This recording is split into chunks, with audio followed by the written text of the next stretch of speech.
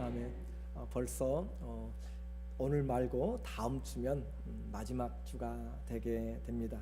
오늘 우리는 이번 주와 다음 주를 통하여서 성탄의 의미를 같이 살펴보기를 원합니다. 마태복음 1장 1절을 통하여서 왕이 오시는 길에 대해서 오늘 같이 주의 말씀을 나누려고 합니다. 구슬이 서말이라도 어떻게 해야 되죠? 잘 꿰어야 그래야 보물이 되게 됩니다. 그 말은 우리가 가지고 있어도 잘 다듬지 않고 잘 그것이 보기 좋게 만들지 아니하면 그 가치가 제대로 역할을 못한다라고 하는 것이죠. 우리는 다 시작을 잘합니다. 그러나 마지막까지 잘하는 사람은 쉽지가 않습니다. 시작도 중요하지만 마무리는 더 중요하다라고 하는 것입니다. 하나님 나라는 시작보다 마지막이 더 풍성해요. 예수님의 오심도 나중에 오심이 더 풍성합니다. 그러므로 신앙생활은 그리스도 안에서 생명을 얻되 풍성히 얻는 것, 그리고 하나님의 능력과 그 은혜는 갈수록 더 많아지고, 그러므로 우리에게 예수님 안에 있는 소망을 산 소망이다 라고 그렇게 이야기합니다. 소망이 살아있다, Living Hope라고 이야기하는 것은 우리는 이 세상의 소망은 그것이 지나고 나면 소망이 아니죠. 신문도 오늘 아침이 신문이지 내일 지나가면 그것도 과거로 지나가는 것이죠. 자녀들이 생일 맞이하는 것, 첫 번째 돌도 참 기대가 돼요. 그러나 그것이 지나가면 첫 번째 돌의 소망은 사라지는 것이고, 대학 가는 것, 또 대학 졸업하면 그것도 소망이 사라지는 것이고, 결혼하는 것도 마찬가지입니다. 이 세상의 소망은 우리에게 살아있는 소망이 아니라 그것이 지나가면 죽어있는 소망이다 라고 하는 것이에요. 그런데 하나님의 소망은 살아있는 소망, 점점 커지고 풍성해지는 소망, 그렇기 때문에 우리에게 하나님의 그 은혜가 있다라고 말씀하는 것이죠. 주 안에서는 처음보다 그 인애가 더 커집니다. 룻기 3장 10절에 보아스가 가로되 내 딸아 여호와께서 내게 복 주시기를 원하노라. 내가 빈부를 물러나고 연소한 자를 좇지 아니하였으니 너의 베푼 인애가 사랑이 처음보다 나중이 더하더라. 처음에는 사랑을 해요. 첫사랑이 있습니다. 그러나 나중에 갈수록 사랑이 식어져 가요. 그것은 기독교의 사랑이 아니고, 주님이 말하는 사랑이 아니고, 우리의 사랑은 처음에는 약하지만 점점 더 풍성해지는 것입니다. 끝까지 시들지 않는 것이죠. 나중에 더 창대케 되는 것이 우리의 믿음입니다. 욥기서 8장 17절에 보면 우리의 시작은 미약할 수 있어요. 그러나 나중은 심히 창대케 됩니다. 어디 안에서요? 그리스도 안에 있을 때 그렇습니다. 이 모든 것을 가능하게 하는 것이 바로 하나님이 행사하시기 때문에, 하나님의 지혜는 끝이 없다, 하나님의 지혜는 측량을 못한다 라고 하는 것이에요.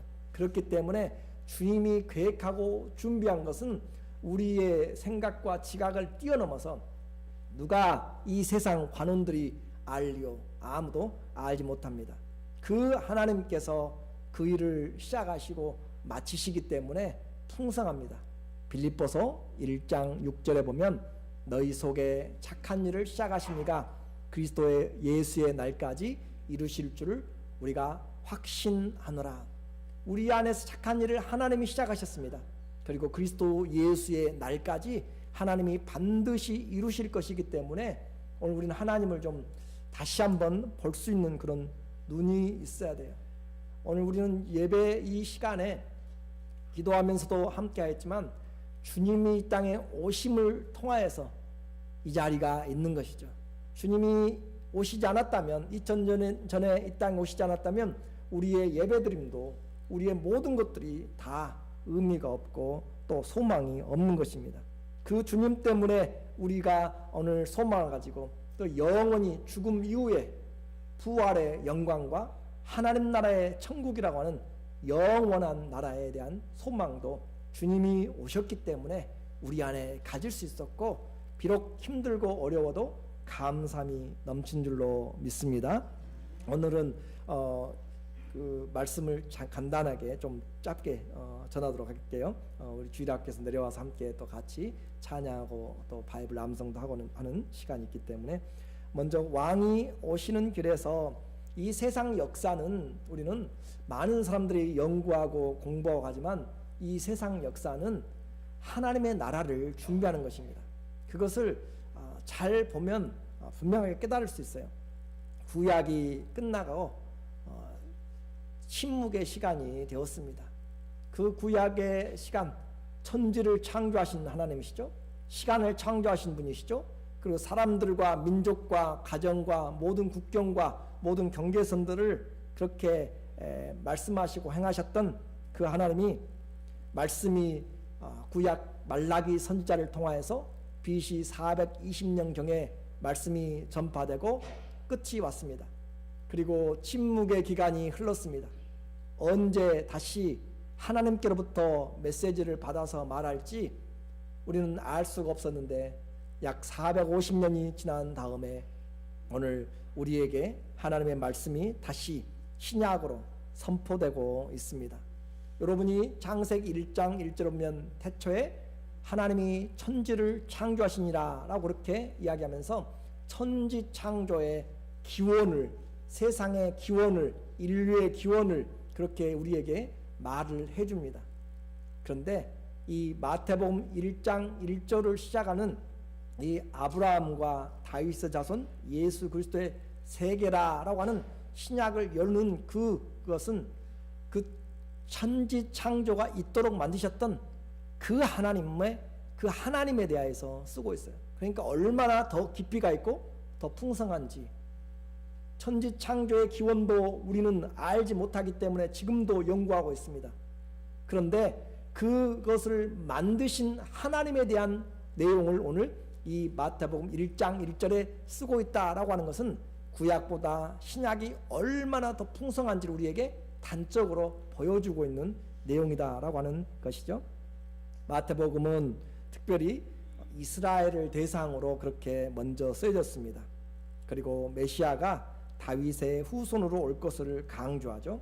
그러므로 1장 1절에 아브라함과 다윗의 자손 예수 그리스도의 세계라 족보라 라고 그렇게 말씀하고 있는 것은 이 아브라함과 이 다윗은 구약의 대표적인 사람입니다. 구약의 선민 유대인들의 시작이 아브라함이죠. 그리고 또 그 나라의 가장 귀한 뿌리 왕이 바로 다윗이죠.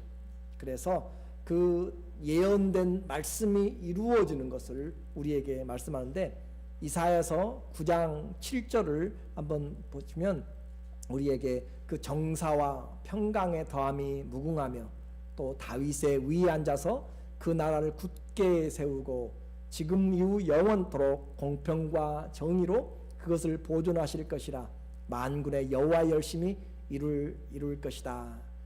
다윗의 위에 앉아서 다윗의 그 보좌에 앉아서 나라를 영원까지 인도한다.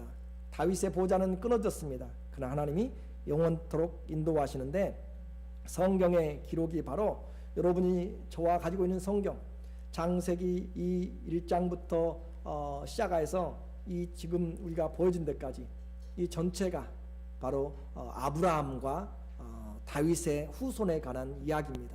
그러므로써 아브라함이 창세기 11장에 등장을 해요. 11장에 등장해서 그리고 그 후손이 등장하는 다윗부터 시작해서 제가 가지고 있는 성경 전체가 바로 아브라함과 다윗에 대한 이야기를 쓰고 있다라고 하는 그것은 이것이 곧 그들의 역사였다.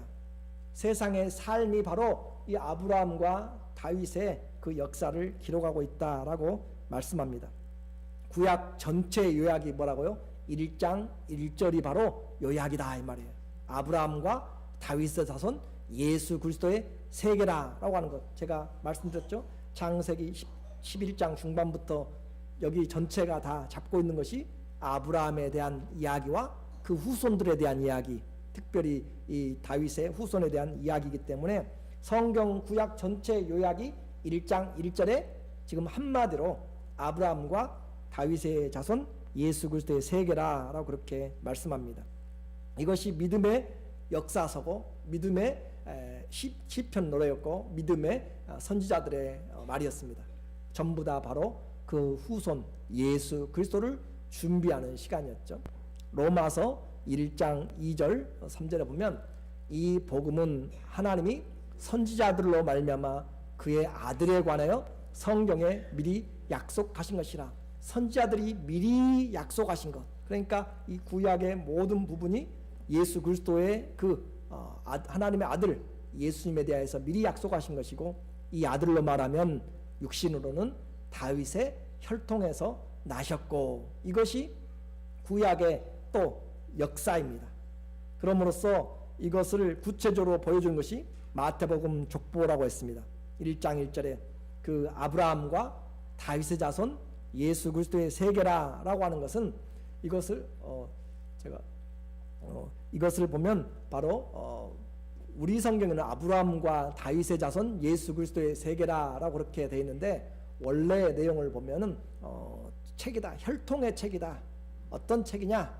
그리스도의 책이다. 다윗의 아들이고 아브라함의 아들인 그런 책이다. 그래서 책이 먼저 나오게 됩니다. 제가 제 컴퓨터에서는 헬라어가 나왔었는데 여기서는 저게 버전이 제가 확인을 못해서 죄송합니다. 그래서 이 강조가 바로 책을 열면서, 신약을 열면서 혈통의 책이다, 예수의 혈통인데 바로 다윗과 아브라함의 후손이다라고 우리에게 말씀을 하고 있어요. 그러니까 구약은 예수님으로 이어지고 신약은 예수님의 이야기를 우리에게 나타내 줍니다. 신구약 모두가 다 예수 그리스도로 연결되고 있습니다. 신구약 모두가 다 우리가 가지고 있는 성경 전체가 다 예수 그리스도를 나타내고 있다. 아주 중요한 메시지고, 그리고 그것은 요한복음 5장 39절에 우리에게 다시 한번 확인해 줍니다. 너희가 성경에서 영생을 얻는 줄 생각하고 성경을 상고하거니와 이 성경이 곧 내게 대하여 증거하는 것이라. 신구약의 모든 성경이 누구를 증거하고 있다고요? 예수 그리스도를 증거하고 있다고요. 성탄절에 다른 의미를 찾으려고 하지 말고 예수님을 분명히 알기를 원하는 마음에서 드리는 것입니다. 그렇기 때문에 여러분은 이제 이렇게 하나님의 말씀을 배우고 신앙생활하면서 우리의 구원은 과연 어떻게 얻는가, 우리 구원은 어디에 무엇을 얻는가라고 본다면, 과거의 사람들이야 또 다른 사람들은 하나님을 믿으면 그렇게 구원을 받는다라고 생각할지 모르지만, 이제 여러분은 어떻게 신구약 성경이 전부 다 예수 그리스도를 증거하고 있기 때문에 구약의 성도들은 어떻게 구원을 받아요? 오실 예수님을 통하여서. 이제 여러분의 수준이 분명해집니다. 구약의 성도들은 누구를 통하여서 구원받아요? 오실 예수를 통하여서. 오실 예수, 그 오실 예수를 하나님이 계속 증거하신 것이에요. 오실 예수를 통하여서. 신약의 성도들은 이제 누구를 통하여서 구원을 받아요? 오신 예수를 통하여서 구원을 받습니다. 그러니까 천하 인간의 예수 그리스도 이름 외에는 구원을 받을 만한 이름을 준 적이 없어요. 그러므로 오실 예수를 믿음으로 그들은 구원을 받았고, 구약에서는, 신약은 오신 예수를 우리가 믿고 구원을 받기 때문에 이것이 성경의 역사고, 아니 세상의 역사입니다. 세상의 사건과 인물과 시대, 그 모든 것은 그리스도를 위해서 흘러온 것이고 그리스도로 완성이 됩니다. 그래서 예수님의 이야기, His story가 히스토리예요. 역사란 말이죠. 그의 이야기가 바로 세상의 역사다. 이것을 우리에게 말씀해 주면서 16절에 야곱은 마리아의 남편 요셉을 낳았으니 마리아에게서 그리스도라 칭하는 예수가 나시니라 라고 하는, 이 예수가 나시니라 라고 하는 부분이 없어버리면 우리는 여전히 아직도 그 주님이 오실 것을 기다려야 되는 것이죠. 역사는 예수님을 준비하는 것이라고 했습니다. 그러면 우리 인생은 이제 그리스도를 낳는 것입니다. 2절에 보면 아브라함이 이삭을 낳고 시작을 해서 16절까지 그리스도라 칭하는 예수가 나시니라 라고 그렇게 말했습니다. 야곱이 마리아에게서 그리스도를 낳는 것까지, 그것을 다시 한번 17절에서 강조합니다. 그런즉 모든 대수가 아브라함부터 다윗까지 14대요, 다윗부터 바벨론에 이거할 때까지 14대요, 바벨론으로부터 이거한 후까지 그리스도까지 14대라. 이것을 전체 요약해서 다시 예수님까지 이야기합니다. 여러분이 지금 뭘 들어야 되고 뭘 봐야 되냐면 성경이 지금 뭘 이야기하려고 하는 것인가, 그걸 지금 놓치지 않기를 바라면서 예수님에 대하여서 강조하면서 이 그리스도에 오시는 그 인생의 길이 족보이고 세대이고 삶입니다. 한 사람만 빠져도 그것이 나타나지 않습니다. 그 족보를 보면은 이 아브라함부터 시작해서 요셉까지 이 기록된 사람들이 누구를 낳음으로 마치고 있어요? 누구를 마치고 있어요? 예수님을 낳음으로 족보가 마치고 있어요. 구약에서는 여러분이 창세기 5장을 보더라도 누가 누구를 낳고 몇 년을 향수하고 죽으니라, 향수하고 다 죽었어요. 그런데 신약에 와서는 죽음이 없습니다. 예수 그리스도를 낳는 자들은 전부 다 살아있는 자들이에요. 그렇기 때문에 이 족보를 통하여서 저와 여러분의 삶이 가운데 한 사람만 빠져도 그리스도가 오심이 되지 않는다. 더 쉽게 표현하면 제 장모님이 김수로 왕 39대라고 저한테 이야기를 하세요. 그런데 그 할아버지나 그 증조 할아버지나 한 분만 빠져도 장모님은 존재하지 않습니다. 무슨 말씀인지 이해가 되세요? 예수 그리스도가 오시는 이 족보 가운데 한 사람만 빠져도 존재하지가 않는다 이 말이에요. 그러니까 이 사람들을 통하여서 주님이 오시는 길이 성경에서 얼마나 영적인 싸움을 통하여서 왔는지 우리는 이제 그 사단의 싸움과 그리스도의 그 하나님의 일들을 봐야 되는 것이죠. 형제 중에서 이 이스라엘의 결혼은 그러므로 그리스도를 낳기 위해서 하는 것입니다. 그들의 결혼은 그리스도를 낳기 위해서 단순한 남녀 간의 사랑이 아니라 메시아의 오심을 기다리는 것이 결혼이라고 했습니다. 형제들 중에서 자녀가 없이, 아들이 없이 특별히 죽으면 그 아내는 시동생에게 가서 씨를 받습니다. 왜냐하면 어디서 메시아가 날지 모르기 때문에 메시아가 오는 길이 끊어지지 않도록 하기 위한 것입니다. 이것이 문화이고 이것이 삶이고 믿음입니다. 누가복음 22장 25절로 27절에 누가복음에 보시면 우리에게 7 형제가 있는데 그 7 형제 중에서 첫째가 아이가 없이 죽고, 그리고 둘째도 셋째도 마태복음 22장이에요. 예. 그래서 7형제 중에서 그 아내를 그 동생에 끼쳐주고 또 둘째와 셋째로 7째까지 그렇게 하다가 최후에 그 여자도 죽었습니다 라고 하는 것은 그와 같은 결혼을 통하여서라도 대를 이어가는 고해를 구속해주는 그 자녀가 존재함으로, 이 땅에 존재함으로 그리스도가 올 수 있는 길을 열어가기 위해서 한 것입니다. 이것이 그들의 문화였고 그들의 삶이었고 믿음이었다라고 했습니다. 여자들은 원래 유대인의 족보에는 들어가지 않습니다. 그러나 메시아가 오심에 이 성경에서는 성령은 마태를 통하여서 이 여인들의 이름을 쓰고 있는데 전형적이고 모험적인 사라나 또 리브가나 라헬이나 레아나 그런 사람들을 쓰지 않고 오늘 우리에게 나타나고 있는 2절부터 3절부터 나타나는 다말이라든지 라합이라든지 룻이라든지 바세바라든지 이 마리아라든지 이런 사람들의 이름을 쓰고 있습니다.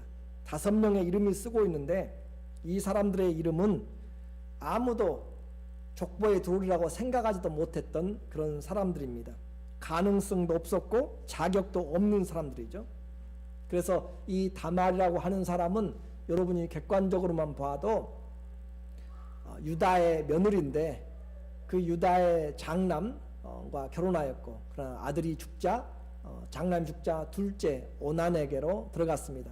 그런데 씨를 얻지 못하고 셋째를 기다렸는데 셋째를 주지 않자 바로 시아버지를 통하여서 씨를 받게 되는, 정말 말이 안 되는 일을 성경은 창세기 38장에서 우리에게 기록하면서 이것이 옳다, 네가 올바르게 행동했다라고 그렇게 표현을 하게 되죠. 그렇게 함으로써 이 유다 시아버지가 며느리에게서 베레스를 낳았다. 이것은 이런 세상의 성윤리를 말하는 것이 아니고 그의 인생이 무엇을 준비하는가를 우리에게 말씀해 주는 것입니다. 또한 우리에게 나타나게 되는 이 라합은 이방인의 사람입니다. 가나안 족속이죠. 그래서 여리고성에 사는 사람인데 나라를 배신하고 이스라엘의 정탐꾼들을 숨겨둡니다. 목숨을 걸고 숨겨주고 나라를 배신한 행위죠. 그런데 그가 목숨을 부지하고 난 다음에 그 정탐꾼 중에 하나인 살몬과 결혼하여서 보아스를 낳게 됩니다. 그리고 또 루시라고 하는 여인은 모압 족속 이방 여인이죠. 남편도 죽어서 시어머니, 소망이 없는 시어머니 나오미를 모셔야 될 필요도 없고 돌아가라고 했지만 그는 굳이 베들레헴으로 돌아오고 이 보아스와 결혼하여서 다시 결혼한 거죠. 재혼이죠. 그렇게 해서 오벳을 낳습니다. 다윗의 할아버지를 낳는 것이죠. 그렇게 해서 결국 다윗이 오고 예수님이 오는 길을 열어가는 것입니다. 밧세바도 또한 마찬가지입니다. 우리는 여기서는 아예 이름도 써놓지 않고 그냥 우리아의 아내 6절에 그렇게 이야기하고 있어요. 성경이 그대로 우리에게 표현하는 것은 햇사람의 아내였습니다. 햇사람 우리아의 아내인데 다윗이 그를 유혹하였고 그리고 그 결과로 자녀를 낳았는데 그는 하나님이 치심으로 죽었습니다. 그리고 회개하는 다윗에게 하나님이 새로운 생명의 은혜를 주셨는데 그가 바로 솔로몬이죠. 말씀드린 것처럼 그렇게 세상의 그런 문화로 또 종교적으로 그렇게 말이 되지 않는 사람들이 전부 다 왜 여기에 기록을 하고 있는가? 그것은 바로 그들이 목숨을 걸고 또는 이방 여인이지만 주님을 향한 소망을 가지고 그 하나님 앞에 믿음으로 돌아오기를 원하였기 때문에 그렇게 들어놓은 것이죠. 다윗에게는 공식적인 아내가 9명이 있었습니다. 그 중에서 이 밧세바 햇사람 우리아에게서 솔로몬이 나게 되고 그리고 또 솔로몬의 후예로 오늘 읽었던 요셉이 나게 됩니다. 그리고 또 밧세바를 통하여서 다윗의 후손 나단이 나게 되죠. 그 나단의 후손이 바로 마리아입니다. 누가복음의 족보를 읽어보면 바로 이 나단의 족보로 내려오는 다윗 왕의 뿌리입니다. 그러니까 마리아도 다윗 왕의 뿌리고 요셉도 다윗 왕의 뿌리예요. 근데 형제간에서 솔로몬과 나단으로 나눠지는 것이죠. 그렇게 해서 결국 예수님이 오신 것은 예수 그리스도는 다윗 왕의 뿌리에서 난다라고 하는 성경을 그렇게 우리에게 말씀을 해주고 있습니다. 그와 같이 결혼하여서 우리에게 나타나는 이 여인은 또 그냥 결혼을 해서 나타나게 되면은 나오게 되면은 남자의 씨로 나게 됩니다. 그렇게 되기 때문에 남자의 씨가 아닌 하나님께서 준비하신 여자의 후손으로 성령으로 나야만 될 필요가 있죠. 바로 이사야서 7장 14절에 그러므로 주께서 친히 징조로 너희에게 주실 것이라. 보라 처녀가 잉태하여 아들을 낳을 것이요 그의 이름을 임마누엘이라 하리라 라고 해서 처녀가 잉태하여서 아들을 낳아야 되는데 그는 또 다윗의 족보로 그렇게 올라오게 되는 거죠. 그렇게 해서 결국은 이 여인의 후손으로 오게 되는 그 마리아와 요셉이 결혼을 하지 않고 정혼한 상태에서, 정혼은 법적인 남편과 아내지만 그러나 동거는 하지 않습니다. 그리고 나중에 1년이 지나고 나서 결혼을 하게 되는 그런 과정이죠. 그와 같이 한 이유는 뭐였냐면 결국 이 여인의 후손으로 나야 성경이 이루어지기 때문에 그렇습니다. 창세기 3장 15절의 말씀이죠. 창세기 3장 15절에 내가 너로 여자와 원수가 되게 하고 내 후손도 여자의 후손과 원수가 되게 하리니 여자의 후손은 내 머리를 상하게 할 것이요 너는 그의 발꿈치를 상하게 할 것이라 하시고, 그래서 뱀의 후손은 여인의 후손의 발꿈치를 물려고 하다가 죽게 됩니다.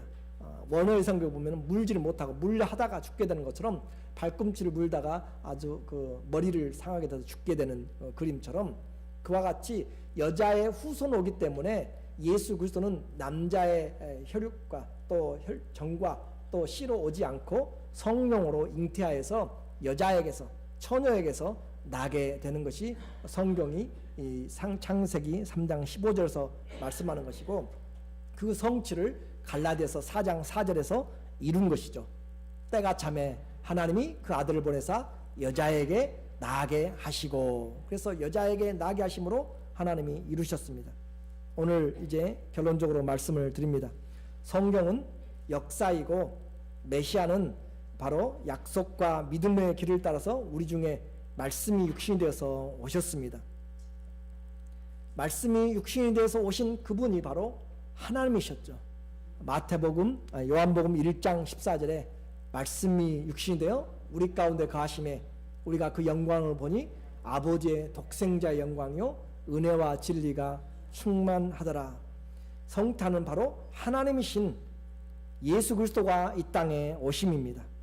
그냥 오신 것이 아니라 믿음으로 주님이 오시는 길을 내어놓았던 그 여자들의 삶을 통하여서 또 믿음의 길들을 통하여서 왔죠. 이제 오늘 우리는 오신 예수님을 우리는 압니다. 오늘 우리가 이제 사는 것은 구약의 사람들은 오실 예수를 준비하면서 살았다면 오늘 우리가 사는 것은 무엇으로 사는가?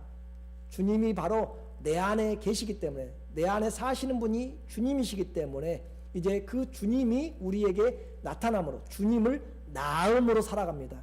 자, 다시 구약의 사람들은 주님이 오시는 길을 준비함으로써 자기의 삶을 드렸습니다. 신약에서는 이미 주님 오셨고 우리 안에 사십니다. 우리 안에 사시는 주님이 우리에게 나타나도록, 삶으로 나타나도록 사는 것이, 주님을 낳는 것이 신약의 성도들의 삶입니다. 내 안에 사시는 분이 주님이기 때문에 그렇습니다. 주님을 살면, 주님을 낳으면 주님이 다시 오시는 길이 열어지게 됩니다. 그러므로 성도들의 삶은 이제 주님을 믿고 살아가는 거죠. 그래서 로마서 14장 8절인 것처럼 우리가 살아도 주를 위해 살고 죽어도 주를 위하여 죽나니 그러므로 사나 죽으나 우리가 주의 것이로다.